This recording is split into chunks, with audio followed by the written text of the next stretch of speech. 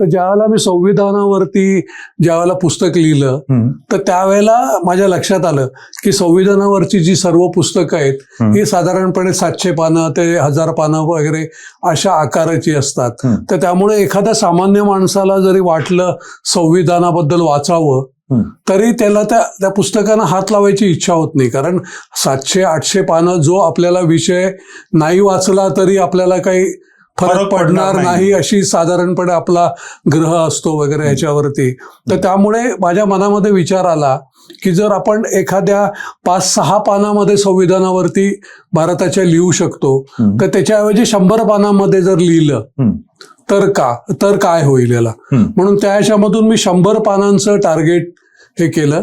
पहिला माझा जो मसुदा झाला आणि त्यावेळेला मी मराठीमध्ये सर्वप्रथम लिहिलं मी आणि त्याचा पहिला मसुदा माझा साधारणपणे 250 पानाचा झाला.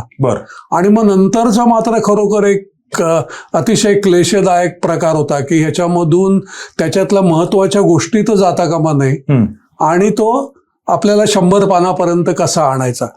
तर तो करता करता 120 पानापर्यंत मी तो आणू शकलो याला. आणि त्याला आता जे सुप्रीम कोर्टाचे न्यायमूर्ती मेच्या शेवटाला अभय ओक जे निवृत्त झाले, सेवानिवृत्त झाले, त्यांची त्याला अतिशय सुरेख प्रस्तावना अभय ओकांची त्याला आहे ह्याला.